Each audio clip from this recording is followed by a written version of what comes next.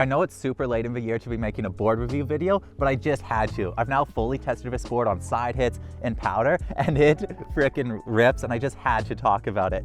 So this is the Nitro DINGHY. It's a 155 directional powder carving snowboard. So it's really thick in the nose, more narrow in the tail, truly directional. Like, this nose has a lot more length than this tail.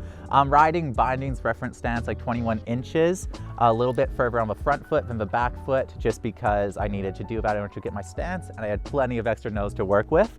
I'm riding plus 12 on the front foot, -9 on the back foot with 2 forward lean. So the same setup I'm using on my park board.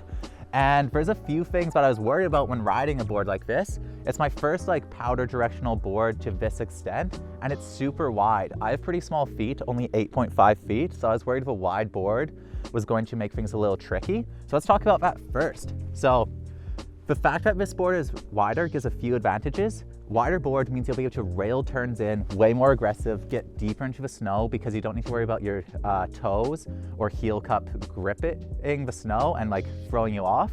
So that was really beneficial, and I was blown away at how deep of turns this could get and how powerful I could go and get that pressure into my eye edge.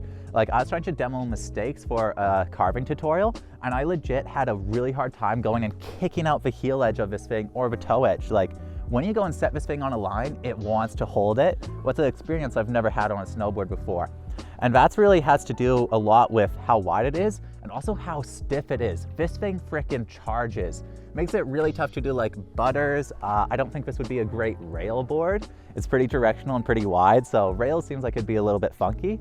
But because of this, it's able to just go and pow absolutely through powder, bumpy terrain, and just rail high-speed turns like nothing.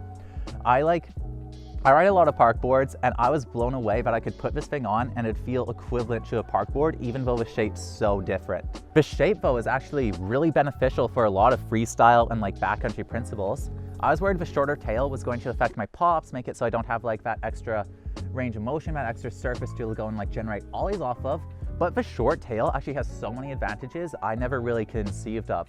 First, it makes it so easy to kick out the back leg. So this is really applicable for like any riding powder, if you're trying to do a pow slash, if you're trying to do tight turns in the trees.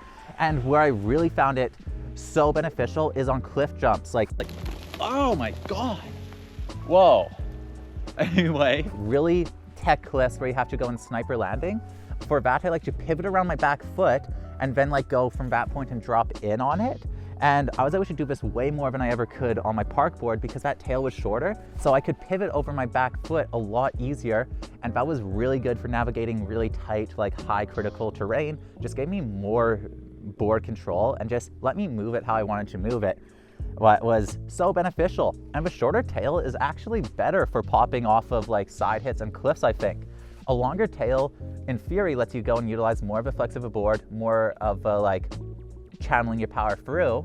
But the shorter tail is actually better because when you're going and hitting a jump or anything, you want to try and maintain tail pressure as long as possible. That's what's going to give you that arc, give you that power. And on a longer snowboard, it became really hard for me to go and get my pop timing right because I had that little bit of extra length I was trying to go and pop off of. I was actually finding that longer tail not beneficial in powder and stuff because to pop off it, you go and sort of lose that little bit of connection. But by having the tail of the snowboard so close to the back binding, it became much easier to go and get that timing and get that power through without going and overextending myself and sort of like messing up my balance. So that was my biggest concern with having a short tail, was it's going to impact my pop, impact my control, but it actually increased it way more than I ever expected. And the wider turn radius is actually really nice for like doing spins on side hits and powder jumps because it goes and slows down your turn, makes it harder to go and get that edge pressure in, letting you stay more flat based. So it's really important on more soft takeoffs. So the real question to me and the determining factor is, could this be your only snowboard? I know most people, me included, only buy one snowboard a year. So this thing, let's talk about what it can do and what it can't do. First, what it can't do, it's not going to be a good buttering board. If you're trying to get like sick butters, you're trying to go and get tech on rails, this board isn't going to do it for you. And the fact that it's so wide and directional, it's going to be hard to get big spins. I'd feel comfortable doing up to like 720s on it. I think it'd be completely fine for that. Would I do dub back 10s or like back 9s on it? It would make me hesitate. Also, the little bit shorter tail is going to make riding switch pretty difficult. Like, you can still do it on it, and the issue isn't the short like tail for that, but actually the long nose. Having the longer nose makes it so all of your switch tricks, because you need to go and leave off the tip of your snowboard in order to like get that pop, so you need to delay all the motions, and it makes it a little bit more uncomfortable to go and try to get like a cab 1, a cab 5. You're just going to need to be even more patient and ride off that tail.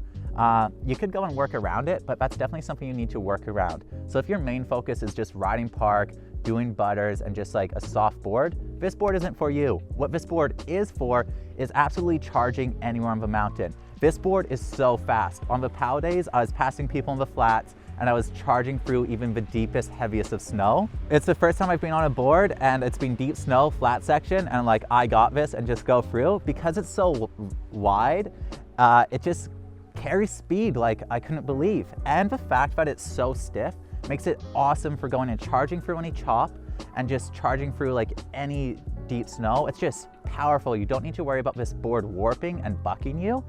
And then the other thing is, this wide turn radius is really awesome for going and lacing in deeper turns, putting more power. But because of that, it is going to take a little bit more energy to ride. Because it's harder to go and get onto your heel edge and toe edge, you are going to need to put a little bit more effort in. So that's going to make it more favorable to like high energy riding. So my end review for this is, it's a fantastic board, maybe the most fun board I've ever snowboarded on. And it's great for all terrain, you can power through, and it can just really do it all. The downsides is it takes a lot of energy. It's a board that will really give back as much as you put into it. So if you're starting off as a more beginner snowboarder, you don't have the confidence to really put in an edge, and you're not looking to go and ride with max aggression all day, it might just be a little bit too much energy to ride for you, and you might want to wait until you're feeling more confident and more aggressive on your board. But if you are looking for a board that can just do it all, can shred with great power, great control, and looks amazing when doing it, I'd highly recommend it. It's personally my favorite board I've ever ridden, and I'm going to make sure to not ride it over any rocks so I can hopefully ride it for many years to come. This is my first board review video, so I'm sorry if it's a little bit disjointed, but thanks for watching. And if I get another board I'm stoked about, I'll make another one. But right now, this is my baby, and I'm going to be riding her the rest of the year, guaranteed. Have a good one.